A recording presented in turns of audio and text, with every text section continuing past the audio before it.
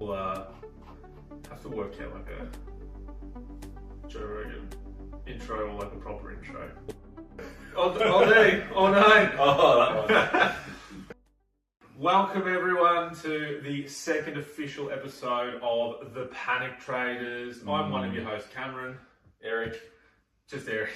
And we're here to talk all things Supercoach, random AFL news, and just, have a bit of fun with it. So thank you for tuning in. The start of the season is upon us, and do you want to know how I know? How do you know? How do I know? I'm so excited about the AFL season that I've been sent in for scans already. Hasn't even started, I'm going in for scans. What kind of scans? Oh, and for my knee and ankle. I don't even play football. Just your body season up. Just you can smell the season coming, and it said, no, I'm carking it. So, that's exciting news for myself. Just walking down the street, nothing strenuous, and off to scans. So, we love AFL. I'm just trying to get involved in the medical side of it. What about yourself? Yeah, getting excited for it. Listening to a bit of the radio. I love footy on the radio. I love the commentary surrounding it all. It's good. Looking forward to it, mate. Triple M boys. Yes. Yeah, no, perfect. I think we'll kick off just round with quick news around the area. Just what caught our eye. Talk to me. We'll start with the Giant Newcomb. Free to play. It was a bit of discussion for us last week. Yes. So after that tackle, it kind of looked like a week. The sling, holding the arm, sling tackle. Which Was it a sling? It was more of a dump kind of. Yeah, the dump. And that's normally, we saw it last year with a lot of people getting a week for that. So, but he's free to play. So that's good news for anyone that jumped on him after our last conversation. It's good news for Hawks because he's their only player. Yeah, which we'll get into. We'll get into for sure. Another one that I found a little bit funny. Jed Walters, Gold Coast. Jed. Did you see the footage of him deciding to run through the rookie? Negative. Yeah, no, he copped a week for it. He just thought, I'm a big lad, and sprinted straight through the Brisbane player. So he's got a week, but that's not what I'm here to talk about. Was it off the ball? Sorry, I don't know. Yeah, it was kind of past play. It was, it could have been more. Could argue.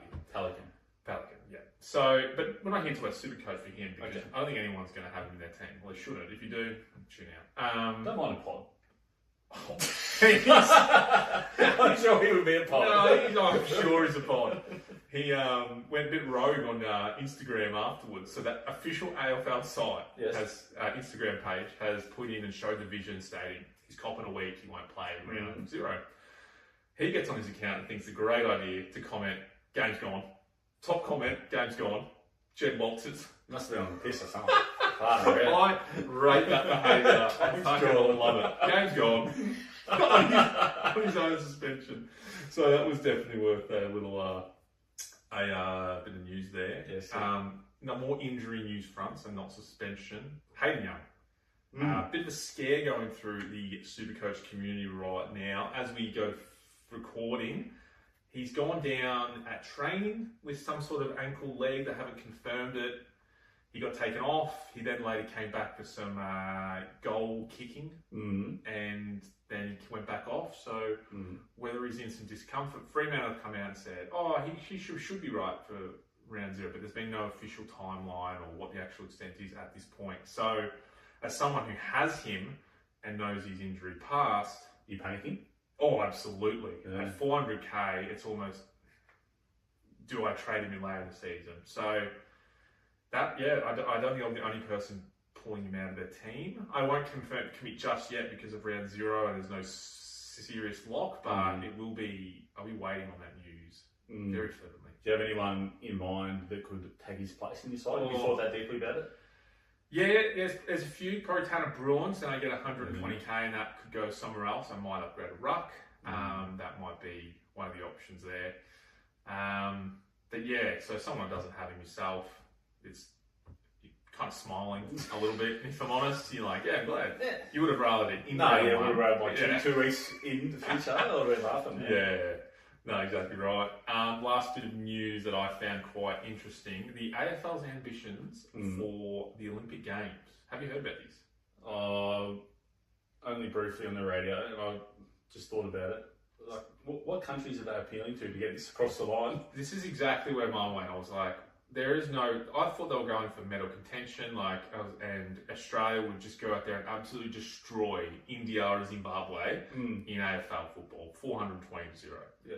Turns out that's not what they're doing. It's more of they want an exhibition game to welcome people to come watch Australia's sport, which deflating. I would have rather watch Australia dominate. I think there's like half a dozen Irish people that might know about the game. Yeah. And then the rest of us. I reckon they've got silver locks.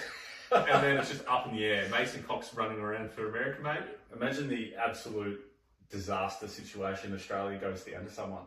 The bronze medal match. That's gold. So yeah, that was the last bit. It's not really news, but I thought I'd throw in a new segment. Breaking from yourself. Do Essendon break their finals winning drought this year? Essendon Nuffies can keep dreaming, keep hoping. The streak's going to keep going. Is it like 7,000 days or something? We don't talk specifics here on this podcast. We know that. But to be fair, there's now 10 teams in finals. So we have a chance now. All we do is not come to the bottom 8 and we've got to win one game. Look, it'd be good for the club, good for the supporters if it does happen. But just thinking about it objectively for a moment, are the Dons going to crack top 10? Are they going to have a chance? I don't think so. Especially, which we'll get into soon, watching the Saints Essendon game. Not that I had hope beforehand, thinking 10 wasn't that high, but I don't think so. I think if we get 8 wins, it's probably a good season for us. In my mind, the Pies are probably currently sitting around like that 8 to 10 spot now. That's where I'm guessing. Bit of regression from last year. Yep. Are the Bombers going to be leapfrogging the Pies, on the ladder, to kind of contend for that spot-ish? Yeah, that's the question. There are a few obviously dominant sides, and then there's a big bracket from 5 to 13, I reckon. And I don't think Essendon fall into that bracket of teams overall that could make it. I as an Essendon supporter, would love for me to be wrong. Bit of success. Sounds alright. I heard the argument from one of the Essendon players saying, if you remember 2024, round 16, Essendon was second, right? I do remember that. And then they got a couple injuries and they just fell off and they didn't even make the 8. Yes. The argument that player was making that we had the same list. It's the same list, same coach. We had too many injuries last year. That's the reason. You did cop it a little bit. Oh, yeah. So I'm gonna run with that positivity. Yes. And I'm gonna back them for 7 wins. 7. So you're going to start the season strong. How does their run look early? I'm pretty sure it's pretty rough early on. Yeah. We do have one of the easier draws for the whole season, but good luck, mate. Yeah, thank you. I appreciate it. It means a lot. In saying that will end what I had for the news, but leads straight into Saints versus Essendon and in the rat up there. Big rat. Not sure how much you caught of this game. I paid attention to the stars, the noteworthy players. Yep. But I wasn't, in depth play-by-play.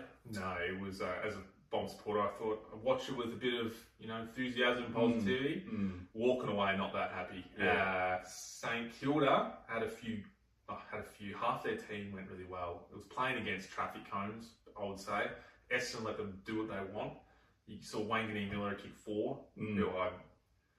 Is he a lock now in everyone's team? I know it's a one performance against the Bombers, bottom 16, but does that make him a lock after his performance? Yeah, I think so. It's what's his ownership? He's got to be outrageous. So he's at 59% now. Yeah. It's only going up after that. Oh yeah, I don't. And they've got the game against Collingwood. Are Collingwood going to tag him in round 0? I don't think so. Nah, players don't tag him. No, exactly. Yeah, exactly. So if he gets 120, 130, I think that's going to go up even more. If opening round scores counted this weekend, you'd VC straight to Nats. He's 200 this week. They do count. I was having this discussion actually. This is I'm trying to Google it just to make sure. Having a discussion. Yeah, the round 0 scores do count in the price changes. Hence, they count to the price changes, but not to your team's score. The score. Oh, sorry. Yes. Yes. No. You are correct. Yes. So I think obviously with the trades and all that, it's a great way to, if you don't have him in, to have a look and. If you didn't have him in, which I knows, what would you need to see from him to put him in? If you didn't have him, we've both got him. Supercoach score. Yeah. If he goes 120, you comfortably get him in. You have to. A few little pods, Windhager and Owens. And also, before you answer that, this game, it's hard to take out. Firstly, a practice match, but how much Essendon just let St Kilda have their way with the ball. So, outside of some of the main players, I wouldn't take too much out of it. But there's some pods like Windhager and Owens, both turned up. Windhager had 40-something touches. I don't know if any of those would tick your fancy pods. No, not really. There's only like the 3 or 4 St Kilda players worth talking about, I reckon. Flanders, Naz, Sinclair. DeConing and Marshall actually showed that they can play ruck together. And they both scored quite well. Marshall playing predominantly forward, played really well. And they may be options going forward. If they share and they both get forward status, I would imagine that they'll probably be in people's teams halfway through the year once they're... I'm a fan of Rowan. He's a fantastic player. He gets around the ground. He's a fucking tank. A very high chance that he gets that forward status as well. So that looks exciting. Moving on to Essendon, the man of the first quarter. Yes. Blackiston. Spoke about him briefly last week. He looked like a man possessed in that first quarter. It was like 7 contested touches, 3 tackles, 8 hit outs. And he was on that 50-something quarter time. And after quarter time, I traded him in. Straight away. Brought him in. Yeah. But then he died off, and I think he got like a 70 on the end. Marshall and DeConing got all over him. And looking at Essendon's run going forward, it's a lot of big ruckmen like Gawn, Cherry, that he's playing against. English is one. So I currently have him sitting at 296 in defence. 296. Which is yuck. Yeah, so I'm just looking at his Hawthorn round 1. Yep. Who's Meek? Yeah, yuck. It's going to go. Port Adelaide, who's their ruckman? Oh, well, normally it'd be Sweet, but Byzantini played. And he actually played alright, but that's probably one of the ones in the air. Sherry. Yeah. English. He's up against Max. Yeah. Then he's up against Wits at Gold Coast. Then he's up against Decan. Then he's up against Brisbane, who is... It'll be Draper, who'll be back. Yeah. And it'll be his comeback game against Essendon. So he'll dominate. And then he's against Briggs. And then he's against... So... then he's against... It's only getting worse. This is what I mean. This is exactly right. When I brought him in, I was like, this is fantastic. He got the 76, and even then I was like, that's fine. He's a rookie price-ish. But then looking at the games he's playing, I was like, well, I could just downgrade If it was any other position but a ruckman, like this run looks sick. Yeah, but no. So I think he's going to come out. Yeah. Bit of a trap for me. Like, I love the hype around it and like the potential. Yep. But if you get stuck with that like 295 player and his price starts going down, like it just sits there. It's a real headache. Yeah. You'll be looking at trading out around 4 or 5 and then what have you gained from that really? Correct. So and it's really annoying in the sense that Essendon aren't playing round 0, so that was the last look we got at him. So you are rolling the dice there. Sitting and hoping, yeah. I don't think I'll be rolling the dice. I think he will be coming out of my team. He's not in mine for what it's worth, but kudos if you got him. Kudos. I hope it works out for you. Good luck. Parrish, you don't have him. He looked okay. Nothing great. Look, I was listening to the radio again yesterday. Yep. And Triple M had Jacob Hopper on, and I asked him the question. Oh, yeah. Getting through the practice games, like, is it in your mind that you just want to get through the game, like, unscathed, uninjured? Yep. And he said 100%, like, and he said, like, it would be on most players' minds. Like, you're 1 week away from actually playing. You're not trying that, like, your heart out. You just want to get through the game unscathed. So you've heard it here first. Everyone should have Parrish in their team. With that in mind, Parrish had the same thought process. Yeah. Get him in. Okay. No, look, you've eased my mind and he will be staying in there. Thank you. Especially given, like, I'm sure he would be, like, anxious at best. Like, he hasn't played much in the last 2 seasons, maybe a little bit more. No, that's fine. I was going to leave him in because I think he's still a watch for sure and keeping team. My man Caldwell, 80. He laid 8 tackles. That's the positive part. You are nothing. Yeah, I am. I am going to back him still out of pure stubbornness at this point. So he will stay in my team up and until round 1. He won't be going. I still like how he played. It just wasn't. It wasn't setting the world on fire. He didn't look like a standout. Is he your favourite player? You would say he's one of them for sure. Okay. So like, there's a little bit of bias there, and I'm just backing him to finally have a good season, and this is the one. Yeah. Okay. I guess like if I was in your situation, like, well, my kind of favourite player or like dominant player from my club is like just happens to be the best player in the comp, so it's easy for me to say. Mason Cox. Yeah, but I appreciate that you get around your players. Yeah, you got to back me. No, thank you. Good on you, mate. Thank you. I appreciate it. It goes a long way. A couple of rookies that stood out. Sharp Farrow. I think most people will have either one of them, if not both. If you don't have Essendon players, both look really good. Essendon's list, you'll get a lot of game time out of them, especially Sharp. Yes, Sharp's on my bench at the moment. Look forward to him making me some cash. Yep. 149k mid. Yeah, I think he's in quite a lot of teams. He would be super high. Sort of like 30s or 40s. So, he's getting a bit of midfield minutes. Last one at Essendon game, a pod, actually. Ooh. Roberts, second year player. He's a 452k defender, currently in 8.2% of teams. So he's not an unknown pod, I would say. People are looking at him, but he racked up 29 touches, most touches out of Essendon. Got a lot of midfield minutes as well as that half-back role, which he played really well last year. And he looks really clean with the ball. So, well, 452k as second year player speaks to some cleanliness about his game. Yes, that's a very good point actually. When you look at someone like Murphy Reid, who's 370, he was a rising star last year. So that's a very good point there. So yeah, that's Essendon St Kilda game. Not heaps take out of it, but a few players there that I think will be on people's radars. Jumping into the Freo Adelaide game, anything stick out for yourself? Freo, just the lack of influence that their mids had. Again, I hope it's the Freo. Freo. Yeah. So just the case that they just want to get through. They don't care about this game. Just get me in, get me out. Yeah, sorry, cut you off there. The Andy B's, the Sarongs, that just run around. No, that's a very good point. Sarong and Brayshaw, I had in my notes. Any concerns? If you'd have them. If you see someone, because people, their class is Primo's top 12, people would be looking at. If they had them and watched that, do you think people would be trading out, or would they be going with the parish logic of they're just in the background chilling? Look, it could go either way. The Sarong pick, I think I had Sarong last year, post-buy, so I didn't get him till late, whatever he's around 16, 17. Yeah.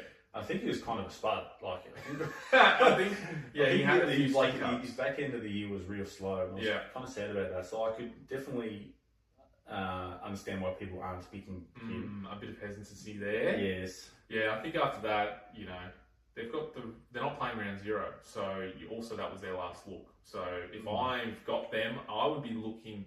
Yes, they're both guaranteed, I think, top 16 players. Yeah. But I think the mind wanders with recency bias and you start looking elsewhere when Heaney dominates tonight when this pod comes out and you go, ooh, straight swap. Well, Andy B last year, 113 average. He's currently a 4% pod. He's only 4% of teams. 4%. And then I've got to scroll down a little bit. Well, that's really surprising. Well, I guess Caleb Sarong is 11%, so he's double the pick rate, almost triple. Wow. And he's 571k. That's interesting. So there are some believers. 571 is actually quite cheap. I would think, and as you said, with the back half of the season being a bit more average and skill set. Yeah, and he averaged 105 last year.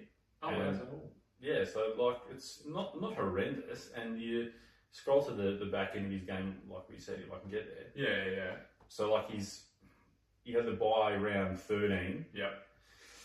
Two good ones, 140, then it was 80, 60, 90, then 120, 170. So it's not a disaster, but there's a lot of... There are it's a roller coaster. You can't go from 149 to 63, that feels pretty bad. You just can't. No, that's a very strong argument to not having...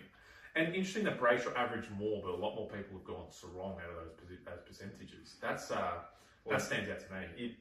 Brayshaw's that 616 price mark, so he's competing with Noah Andersons, your Josh Dunkleys, your Nick Dacosses, your Jordan Dawsons. Okay.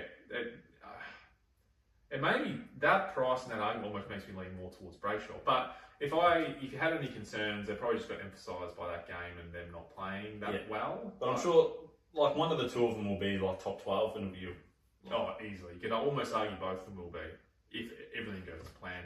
On top of that, something that might throw a spanner in the works is Murphy Reid at 370k is the forward who he 30 touches with 7 bounce attendances, which is the key standout for me. Then trialling him going through the middle.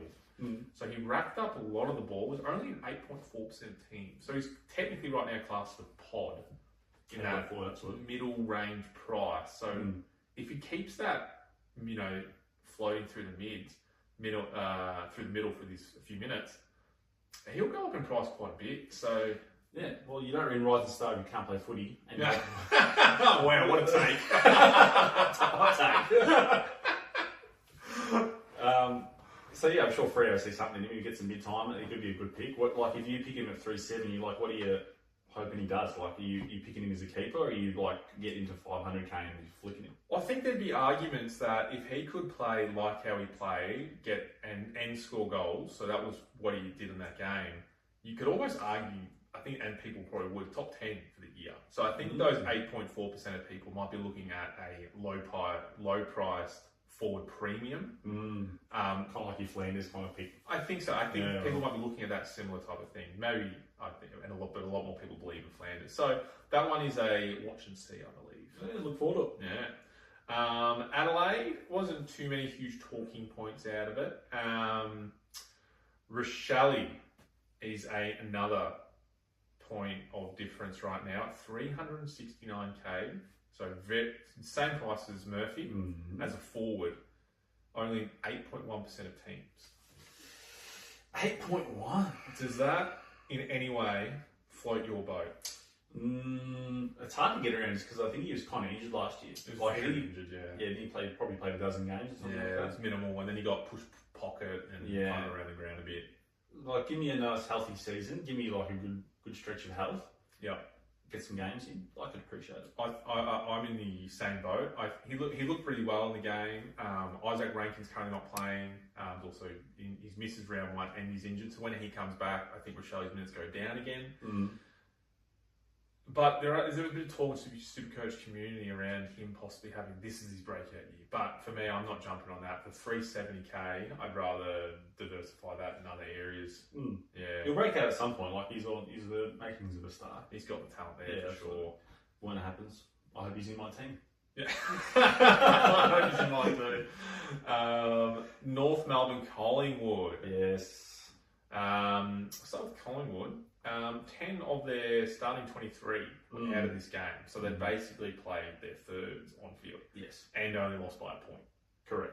That's what I've been telling myself all week. Yeah. Trying to get through it. The season's not over yet. Yeah. Not losing to North this year. North are kind of the boogeyman for the Pies, like in years past. I remember sitting in a resort on the Goldie, like the footy was on, watching sitting in the swim up bar, Pies are on. Sweating in the pool because we're about to lose to North. Luckily, we came back and won. But Yeah, as they do. yeah, bit of the boogeyman for the Pies. Okay. Let's see how that goes throughout the year. I'd put that on watch for sure. I had Josh Dacos with question mark thoughts. That's all I wrote. Oh, he's defender only, isn't he? 520 odd. Defender only. At the moment, that will definitely change to defender mid in round 6-7 when it changes. And he's like the ceiling is huge. Like he's got those 200 game potentials. Well, he did have one late last year, didn't he? He had the 200 game, whatever it was. So big there.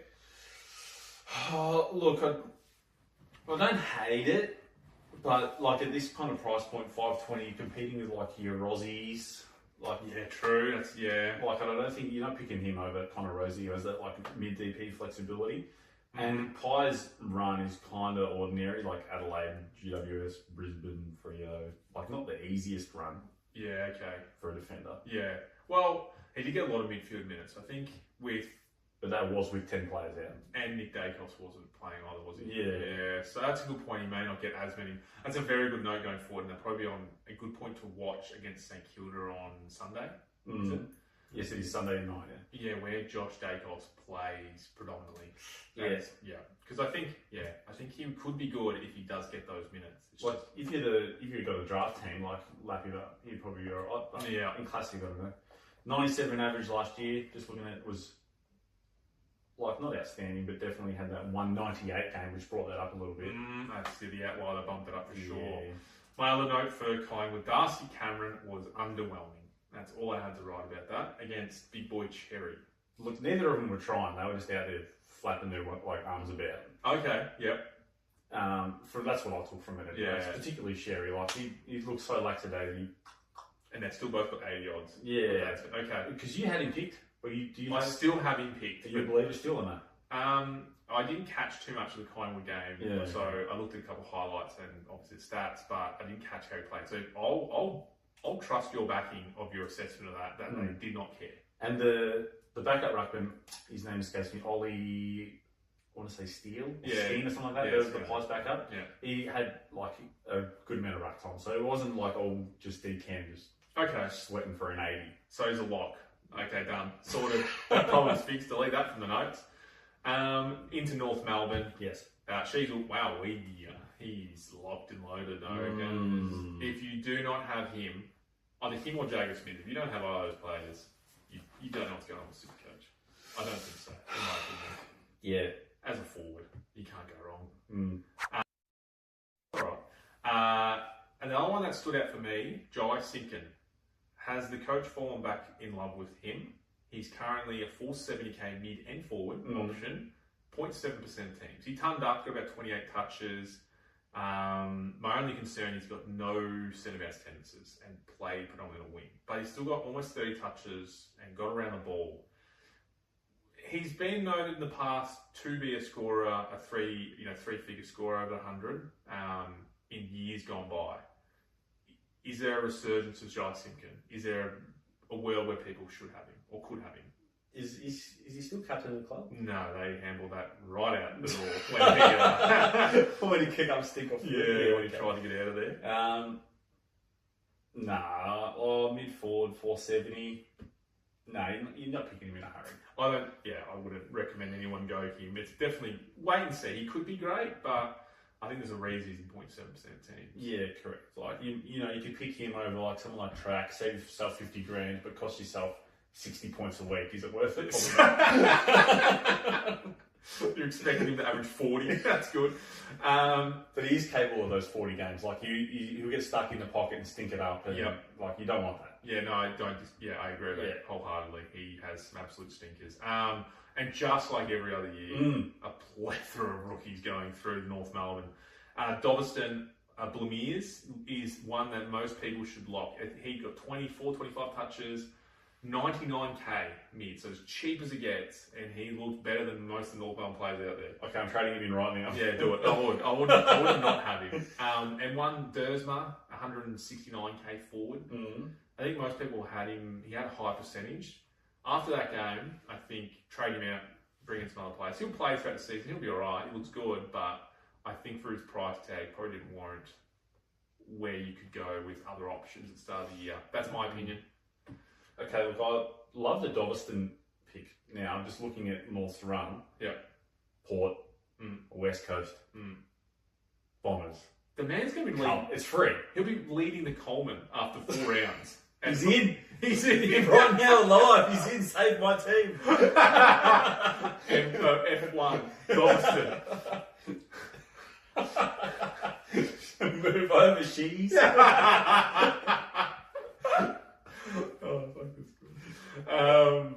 West Coast, Port. I just want to throw a little stat in there for the start. You're already smiling. You know where it's going. Love stats. West Coast haven't had a player average over 100 in Supercoach since T. Kelly in 2023. That's pretty bad, isn't it? And that was proven and backed up in this game when the highest score was 97. No one cracked the tongue out of West Coast. You get pumped every week. Like, you don't score. So it's part and parcel, isn't it? Yeah, exactly right. It's just... It was a hard watch. I only saw the first quarter. No, I didn't watch this. Turned it off after. There is no point watching this. The only thing I took away that I liked, McCarthy, only had 19 touches. Top scorer, had 21 centre-bounce tendencies with 9 clearances. So he was the dominant mid for West Coast. 21 centre-bounce. Did you rotate through the back line? No, he was just straight up midfield, and he loved it. So 500k, you get around that. Yeah, so I think...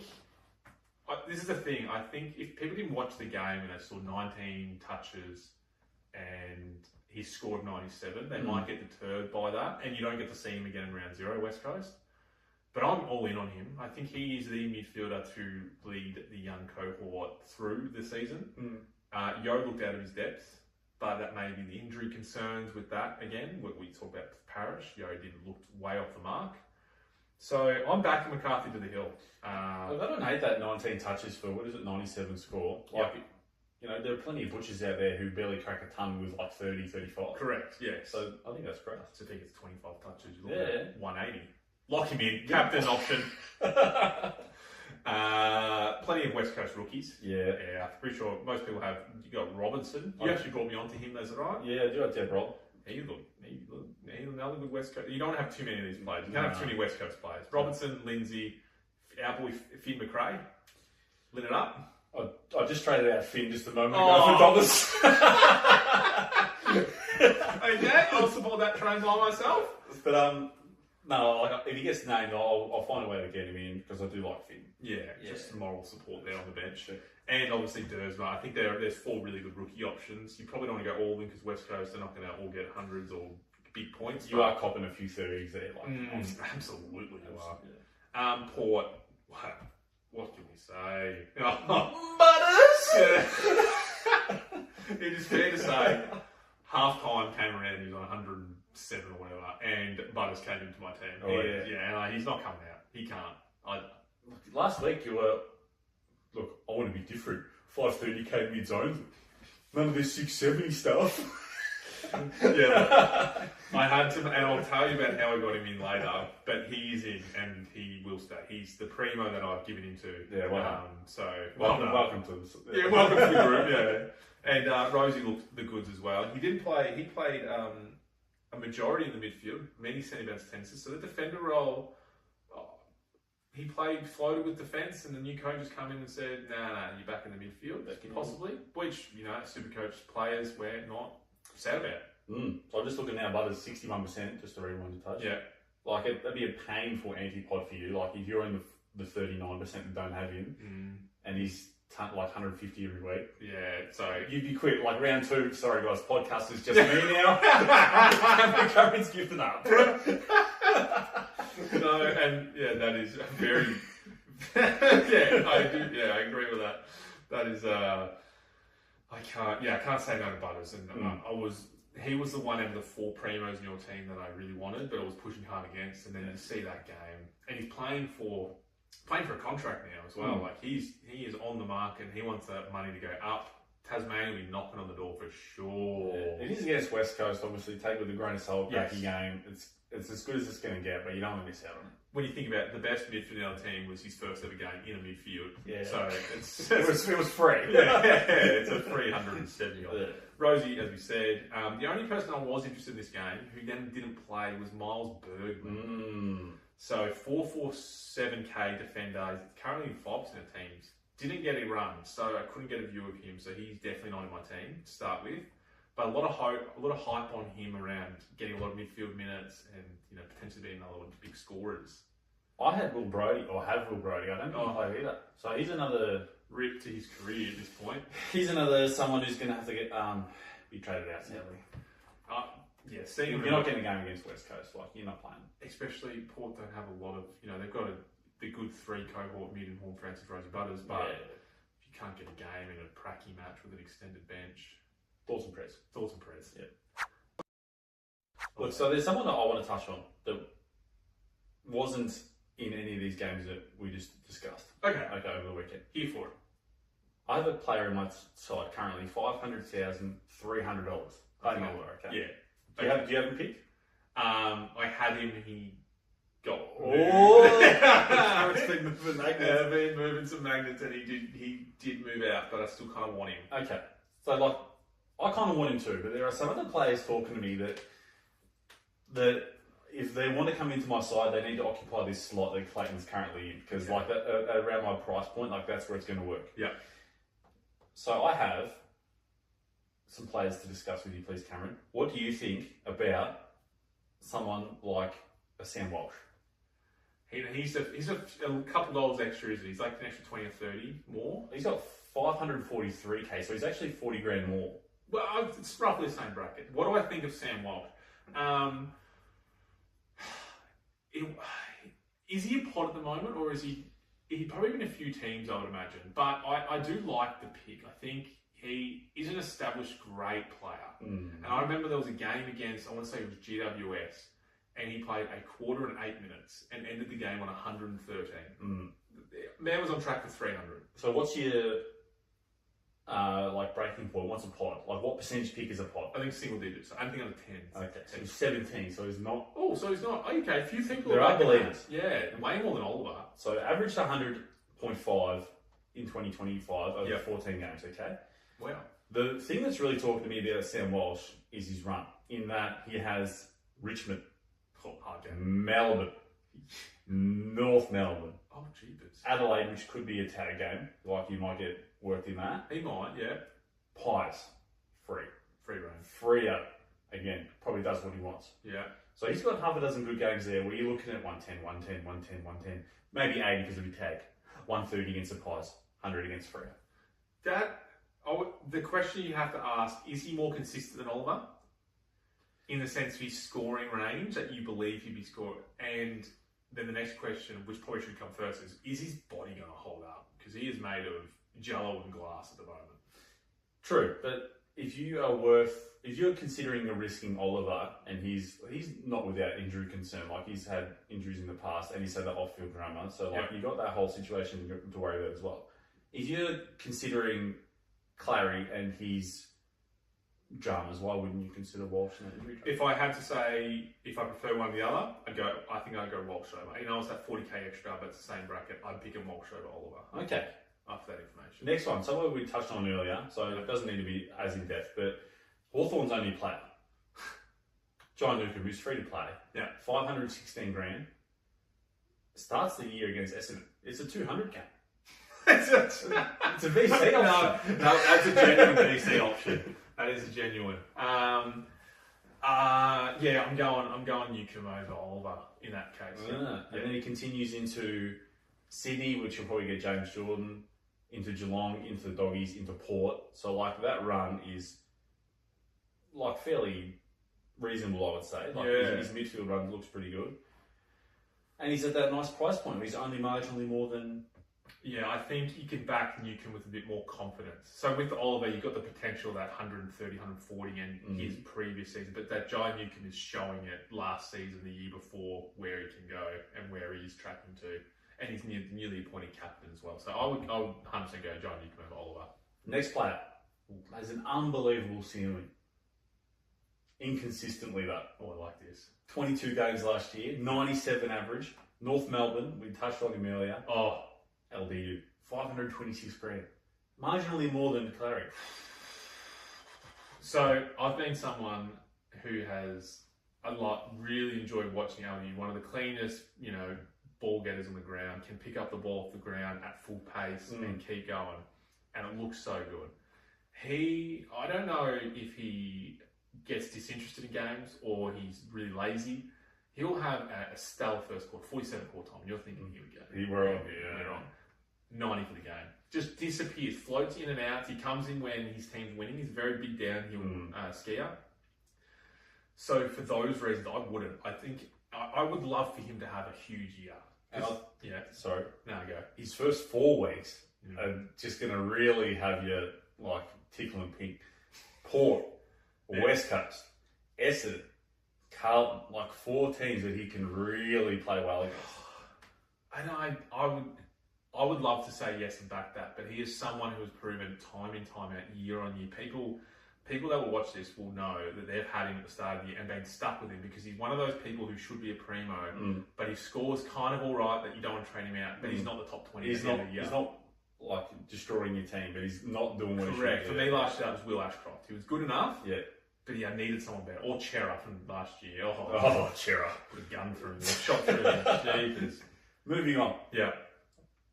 510 grand. Melbourne's, like one of Melbourne's 2 midfielders at the moment. It has been discussed by us briefly. Has a run of St Kilda. St Kilda, Freo, Carlton, Gold Coast, Essendon. So 1, 2, 3, 4, 5 games of relative scoring ease in the mid. Yep. Jack Steele. Another player that was in my team last week. Yes. I think he was the first person traded after our discussions. I would like to see him have a great year. And I think he will. I think he's still got the potential. Last year he showed glimpses of it and then he got pushed out, which we talked about from Ross Lyon and said, no, thank you. I still think he might average 100 this year. Something that really made it appealing to me was Max Gorn's rough work. And just he should get down straight delivery. Silver platter. Yeah. No, Yeah, I can see that happening a lot throughout the year, and I can see him. But maybe the game's going a little bit past him. He's a bit slow. You can cut that and put that in 6 weeks' time when I'm wrong. But I think it's just as much risk as Oliver, but I think Oliver's ceiling would be higher, so I'd be going Oliver in that case. And the next player, the final player that I don't think I would pick this player over Oliver myself, but at a 33% pick rate, people are. Okay. At 566,000, average 104 last year. Yeah. Starts the year off kind of tough against Brisbane in round 1, and then the run proceeds to be, Hawthorn, West Coast, Gold Coast, GWS, Western Bulldogs, Melbourne, North, Collingwood, Geelong, Richmond. So he's got a few. He's got like half a dozen 7 games of good scoring. Yeah. Apart from his first bad one. Yep. Errol. Yeah, okay. I almost wouldn't put him in the same bracket as Clayton Oliver, I think. I don't think there's a risk factor. He was like, the risk factor would be his injury proneness and coming off that fresh rolled ankle, and he plays when he comes out tonight. He will be very closely watched because he's currently in my team. He's on yours. No. And I would definitely see him as a top 12 primo player at the end of the year. Well, and not so much like on-field risk, it's more team risk. Like you're paying 60,000 more, so like there's a financial different risk to it. I would go Errol Goulden. I think he's way more consistent when he's on the park and playing. He's way more consistent. Okay, but yeah, that'll be my argument for that. So just to refresh, Clary. You pick Clary over Walsh? No, Walsh over Clary. John Newcombe over Clary? Yep. You pick Clary over LDU? Yep. You pick Clary over Jack Steele? Yep. And you pick Errol over Clary? Yeah, so you got 2 out of 5. It's not bad. But to be fair, the 2 of the ones that I picked, Errol and Walsh, are 40-50 grand higher. So there's probably a little bit of difference there, but it's just a consistency on that. We'll see after this weekend of games like where I kind of end up with it. Most likely it'll be Clary. I think kind of just chills there. Yep. One without notice for you. Please. And he's at the similar price, but he is a defender. So it's a little bit different, but then you could make it work. You could make it work, correct, with the rookies and whatnot. We chatted about him before, but I want to hear your opinion. So, Tom McCarthy. 502 or 505. So he's a defender with some promise. Clayton Oliver, bona fide midfielder, a lot of upside, a lot of risk. Is there a world where you could see something like that happening? 100%. And I think that at a glance, the first thing that's making me that I wouldn't pick him is because I have an abundance of West Coast rookies. Like, do I pick a 5th like West Coast player and just have one like really shabby bite around? Ooh, yeah.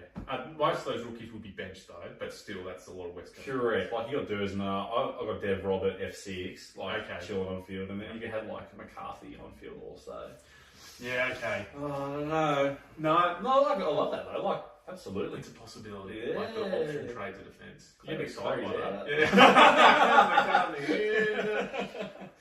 No, that was a good segment. Do you have a name for that segment? No, just call it Clary Slot. I like it. Good. Another segment that we want to start, which will be a weekly segment. Oh. Yeah. It's going to be called You've Got to Be Cucking Me. You've got to be cucking me. You've got to be cucking me. You got me in the corner. You got me on the chair. Yes. You got me watching. So the idea of this segment is we'll do one a week, one player each. Who are you sitting on the sidelines watching? You're sitting in the chair, they're doing all the action, and you're comfortably, quietly watching in the corner that you're thinking about getting in your team. Oh dear. I'll kick us off if you like. No. Or you want to go? I can go. I've got one ready to go. So someone who's going to have me in the corner watching, but I haven't picked. Yep. I picked one of his teammates. Oh. Okay, but Jack Sinclair, right? He's going to have me in the corner. Oh, yes. At almost a pod, 13%. Okay, averaged 112 this year. This weekend in particular, coming up against my team that don't do anything to anyone to prevent scoring, he's going to score 150. And I'm going to be in the corner watching it. Yeah. Really upset about it. I think that is a great option because a lot of people... You said how many people... So you say 17 in the end? Or 13? 13. Sorry, I misspoke. No, it was me, I think. Everyone's looking at Messiah. And 59% decide. Correct. And Jack Sinclair has been a proven Supercoach player for a few years now. Yes. And I think he's the new captain now as well, so more responsibilities, more whatever. And he in years gone by, is a lock. People have set and forget Sinclair done. And now we've moved on from him to Messiah. So I think that is a great option, and it's a great cut chair to be sitting in this weekend. Look, let's hope not. But, yeah, look, he's going to have me watching. At 606 grand, like, you're paying up for this kind of player. But I think so. But 112 average in defence, like, it doesn't get much better. No, that's top tier. That is top 3 for the year. You're picking him as a keeper, you're riding it. Last year finished hot, the 3-round average of 122, was flying at the end of the year. St Kilda are only going to get better. Because they're only going to get better, is he going to see less of the ball? Like, because the ball's away from him further, we'll never know. No, true. We'll see. I think he's still like 30-something touches in the practice. I know Essendon ran around doing whatever they wanted. Yeah. But then the question about notice on that, is there a world where the top 3 defenders, 2 of them are Messiah and, say, Sinclair from the same team? Oh, 100%. Yeah, okay. Like, given that, that's where all St Kilda's points are going to go to, like, without giving it much thought. So the ruckman, being that they're split, like, they'll score less on average. So, like, the 2 defenders there. Who else is there from St Kilda? I mean, they've got a few there. Flanders. Flanders might rack it up a bit. There's a few like the ruckman, Marshall, DeConey will take a few votes here and there. You know, there'll be random forwards that will pop up throughout the year, go to hundreds like Higgins and Hall. Hall looks all right. So another question I noticed: how far on the chair are you? How far on the cut chair are you sitting? Are you on the edge, or are you? Oh, you're almost off. You're leaning forward. Okay. Well, that's exciting. It is very exciting. Someone who has got me in the cup chair in the corner. Oh. And I think I'm a bit more lax today. I'm sitting back. I'm just enjoying the show. Yeah. He's John Newcomb. We've spoken so much about him. I wasn't on my radar until last week when you brought him up as a random position, and that's all I've been thinking about this week. 5'16", I think it was. Like, how can you not be like? Enticed by it. Correct. So continue. The only thing that's got me not concerned, he's got a round 3 bye, which is not the end of the world. He'll play round 0, 1, 2, unless he gets suspended, and his price will change, and I'm sure he'll play good. But with this unlimited trade still, round 0's got me out of my side, and I'm watching intently on how John Newcomb plays because I kind of want him. Absolutely. So 3% pod at the moment, John Newcomb. Oh, juicy pod. That's a great pod. Like, I'm just really contending for Clary's spot, like, in my team. Yeah. So I don't think he'll make the cut, but, like... You'll watch. It might be a group hug session, this one, because... I think with that, 3% of people... and with round 0 and him getting to play, I think a lot of people will be watching. So I might be in a crowd of people in that room. Yeah, that round 4 bye is a bit killer. Yeah. Get past the round 4 bye, then you're at Port, Geelong, West Coast, Richmond, Melbourne. Stretch of games where he's scoring, not getting tagged. Yeah, I'm looking comfortable in this chair over here. So you're not on the edge of the seat? Like, you're just nice relaxed in the corner? Yeah, I feel like... I think I know where I want to go with this. I know where it's going, so... that's our new segment. You've got to be cucking me. That's fantastic. Yeah, no, I like that one. So, like, just to expand on that a little bit too, we don't have to... They're not so much cucking us, but players that just screaming, pick me. Like, is there anyone that you don't have that you just really... You would love having? Like, for me, I have someone like a Hugh McCluggage who just... Aaron, get me in your side. I was in there last year. Yeah. I was scoring 120 every week. Mr. Consistent. Yeah. Like, I'm 640 grand, you know, you're paying up for me, but I'm a set to forget kind of pick. Yeah. You got anything like that? Well, I've got Caldwell, so... I think actually, I know it's not the Essendon play, but Roberts. But there is just no room in my team. I like how he plays. I think 450's a yuckish price, but I believe his game will be next level this year going forward. So he's probably someone that I'd want in my team from an aspect that I love him as a player. Yes. And he looks really good. And he may be a really good Supercoach player, but he's not going to be an option this year. Okay, fair enough. There's one player that really caught my eye actually over the weekend. Played in the practice game. I didn't mention him. You mentioned the team and you said no one from this team really came out. Oh, Oh, okay. there is someone for Eric. Oh, It's okay, like, yes. eyes wide open. A player that I actually quite enjoy. Okay, I'll list off a few things here and see if you can guess who this player is, okay? Like stats. Yeah, Okay. just a few little nicks and knacks. Okay? Okay. So last year, Yep. finished the D7, okay? Okay. So on the bench. So, he was the 7th highest scoring defender. I've Sorry. ever played. Oh, wow. Yeah. Okay. Wow. Okay. Currently has a pick rate of 1%. Wow. Played 20 games last year at 103 average, okay? Any idea, any inklings as it is yet? No. I would have said Ash, but I know his stats, so not Ash. Didn't have a massive ceiling. His highest scoring game last year was 141, with his floor being 58. So you're getting those consistent hundreds week to week. So perfect kind of pick you want. Wow.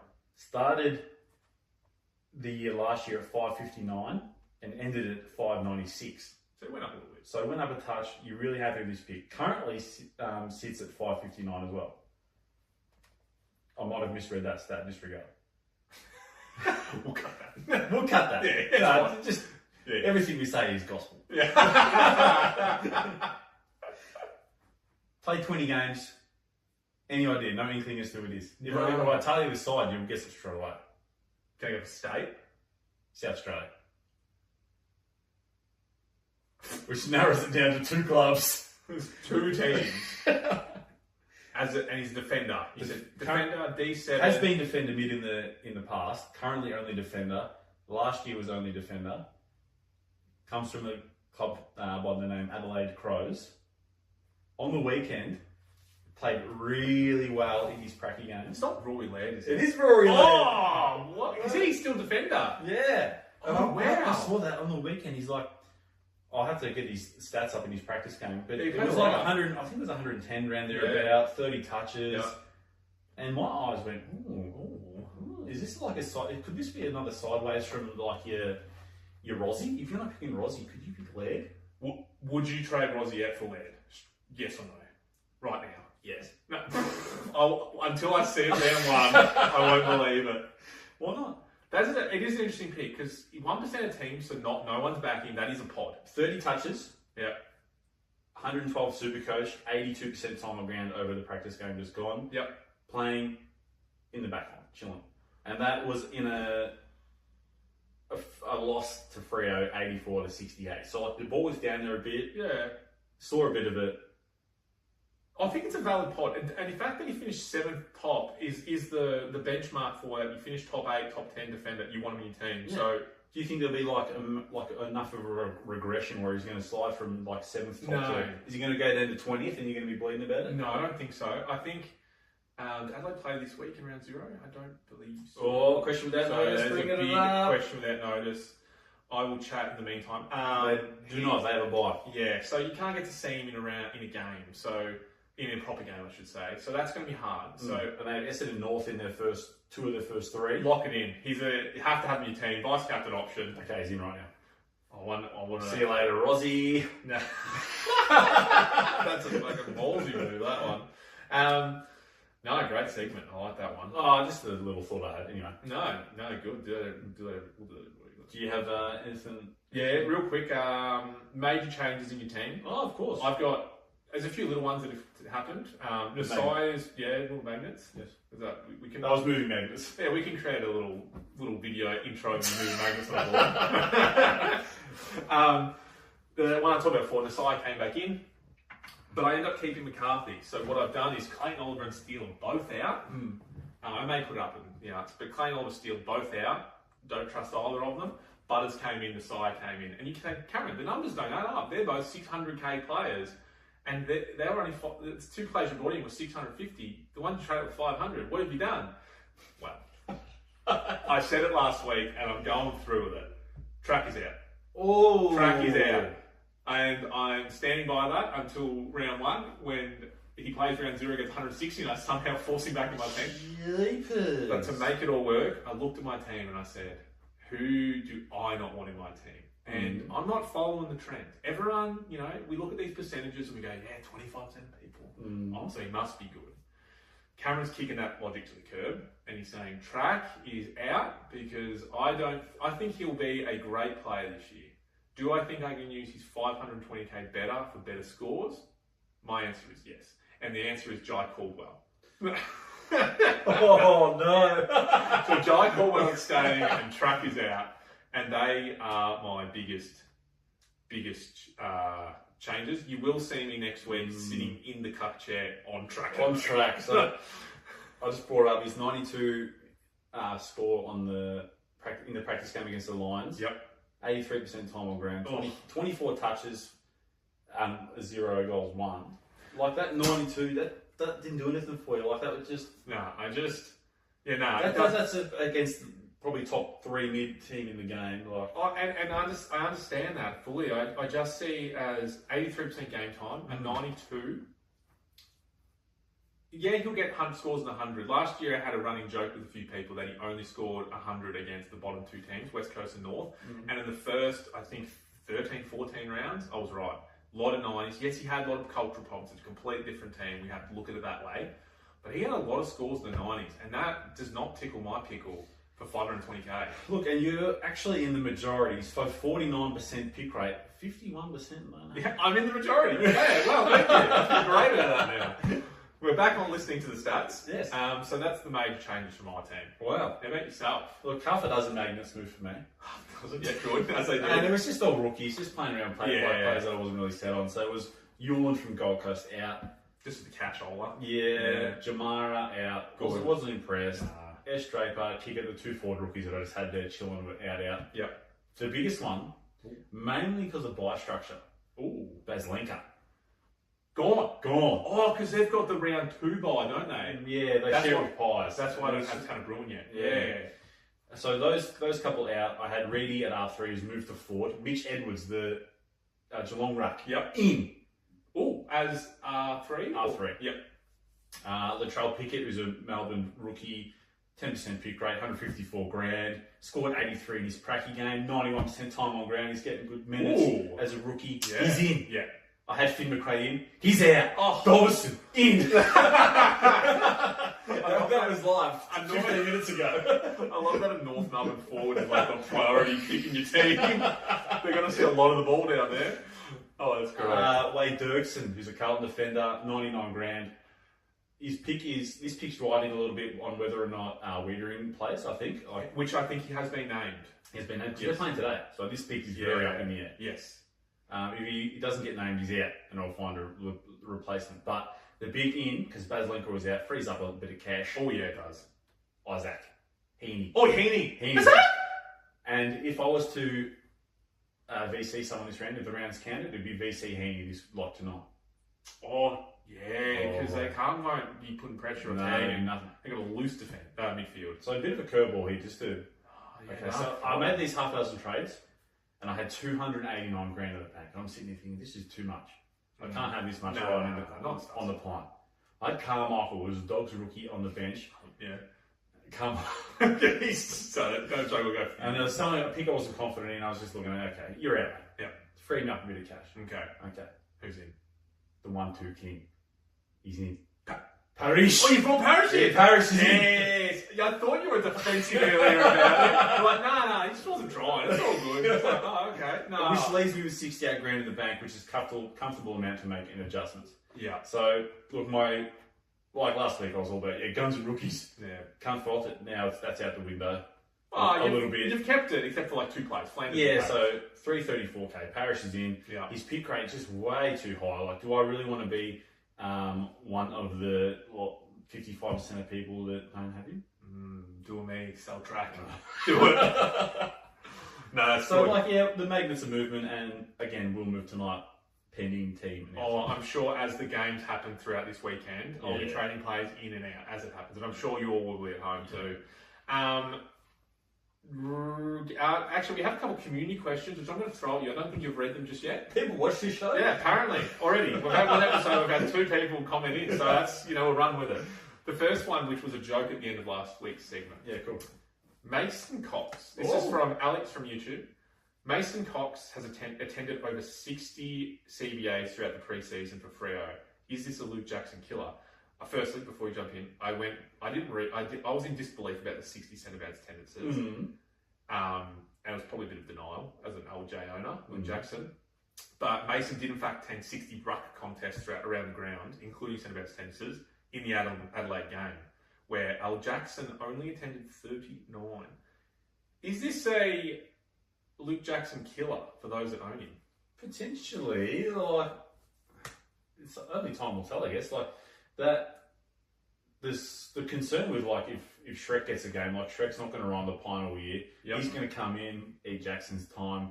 If Mason can perform as well and, like, earn his spot, like, it's going to be a real killer. I think so too. I was hoping that if Shrek Darcy didn't play, Luke Jackson played solo, get all the ruckmans, and if Mason Cox was to play, he would play majority forward. But the looks of it, Shrek Darcy's going to play majority in the ruck because he can't play anywhere else. Correct.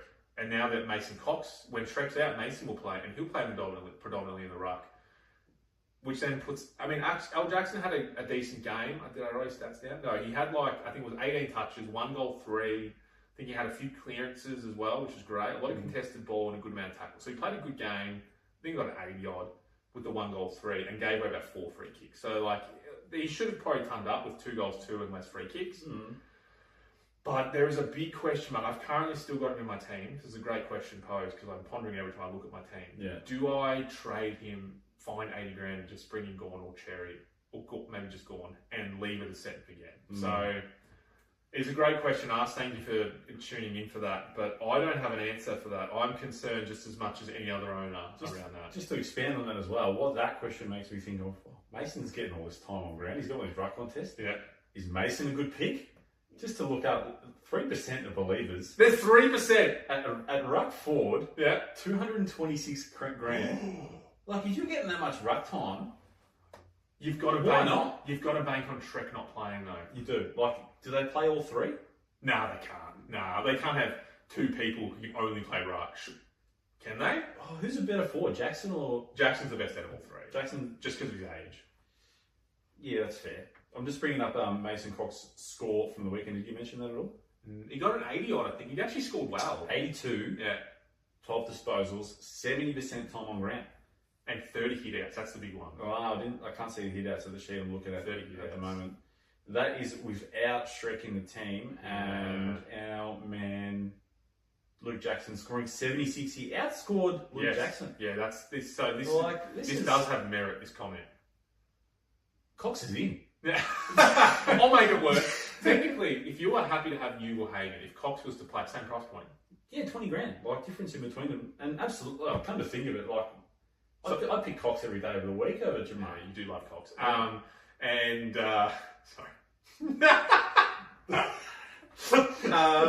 Sorry, I took myself away from the story. He only played. Great question. It is. Thank you for tuning in. I would only say if, with your Cox pick, not the question, sorry, Shrek can't play. Shrek's name went on 1. All 3 of them, it's up in the air. Okay. So, they're great if all 3 of them play, you can't pick any of them.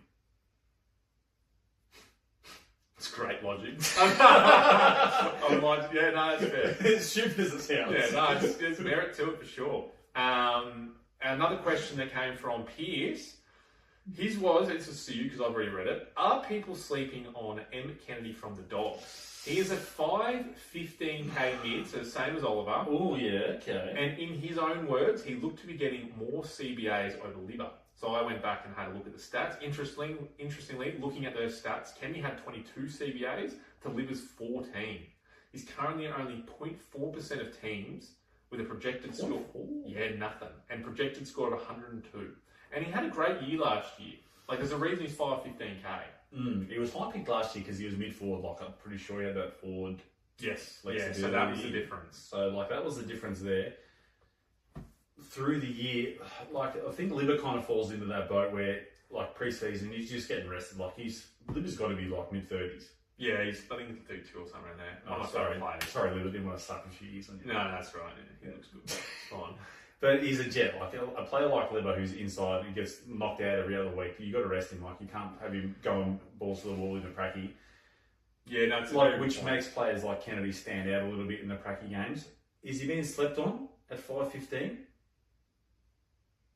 No. I agree with you. I think it's a great pick if you have him draft. Absolutely. I would go down that your Clary segment. is any of those players, is M. Kennedy any better than any of those players? I would say there's not one out of those 5, or 6, including Oliver, that I would pick him over. Yeah, I agree. Yeah. So, no, thank you for writing in. I'd like to see your team. If you've got M. Kennedy Pierce, that'd be interesting to see.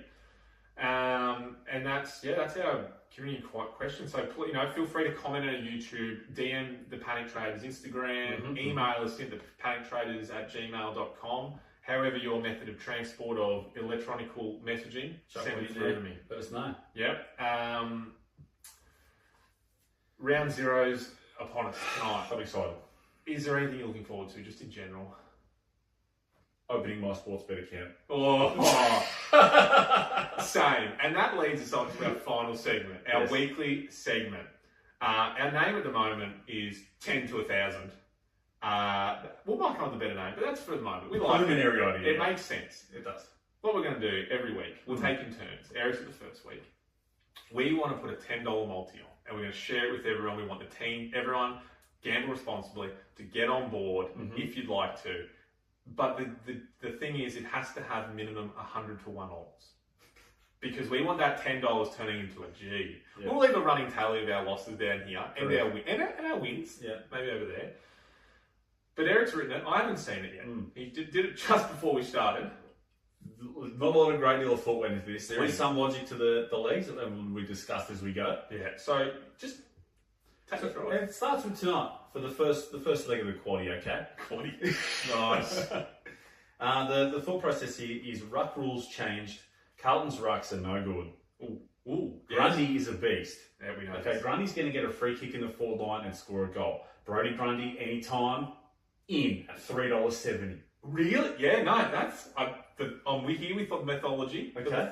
Methodology. I'm along for that. Okay. Oh, that's something I would do. Yeah. That's Moving great. on. Yeah. Similarly, at times Riccardi is going to pinch hit in the ruck against Meek. Meek's going to give him away a free kick in the forward line. Yep. Riccardi, 1 goal anytime.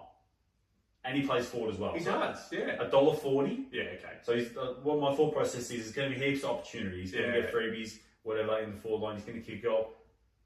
That's number 2. Yeah, okay. That's low odds, but yeah, it's good. Brisbane, Western Bulldogs. Yep. A new addition to the Brisbane team. At 3 goals plus, Oscar Allen is at $2.85, okay? To kick a goal? $2.85 for 3. Oh.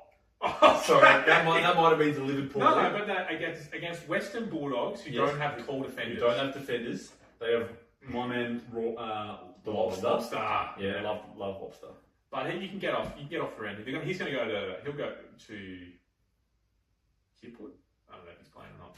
But that's thereabouts. I don't mind that. Collingwood, St Kilda. Yeah. Here we go. I can hear money. Jordan to go. I know. Here we go. Yep. 2 goals. $2. $3 for this league. Yep. Okay, so we've got the numbers up here. Yeah. Not outside the realm of possibility. No. There's no thought process, no logic to like this or the last leg really. I just thought, these guys can kick goals, why not? Okay, so there's another leg to that. I think to go for 2, he's done showing. Yeah, absolutely.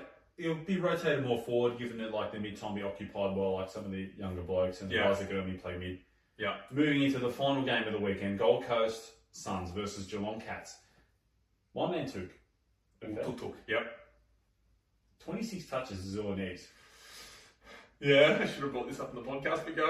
Is he injured? No, he'll most likely cop the Oscar Mullen tag from Geelong. Oh no! The multi's already done! Oh, everything was a winner until then. Everything was a short thing until this one. Oh, damn, it was locked in. But at 26 touches, $2.45. Like 26, 2 shits at him every week. Yeah, Oscar might not tag him, so hopefully he goes and tags someone else and Took can just run around racking them up. Gold Coast have other players. Go to track. Yeah, Anderson. Yeah. I'd say Round. He's not playing. He's not playing. Go track round the pond. Anyway, these 1, 2, 3, 4, 5 legs combine for a total return of $1,158 from $10. Wow. I can't wait to be in the winning next week. So next week you'll see some gold rings or something. We're going to have some big chains on, Panic Traders, new signage going around. This big 1100. Yeah. So obviously gamble responsibly, a bit of a laugh. We'll post that on our Sportsbet account. Panic Traders again, you can follow it as well. But no, that was our segment we'll do every week, trying to crack that $1,000 from our $10 bets each week. Gamble responsibly. Yeah. Great start in that multi. I do like that. So any final words? No, I'm just pretty shattered that Took's getting tagged now. That's all I'm thinking about. No, great. No, thank you everyone once again for tuning in. We have a blast doing this. So thank you for supporting us. Please like, subscribe on YouTube. Hit us up for a follow on Insta. Slide into our DMs. We love it. Email us at panichtraders@gmail.com. And until next week. It's been a pleasure. Good times. Cool. Imagine when you hit record, that'd be fucking annoying.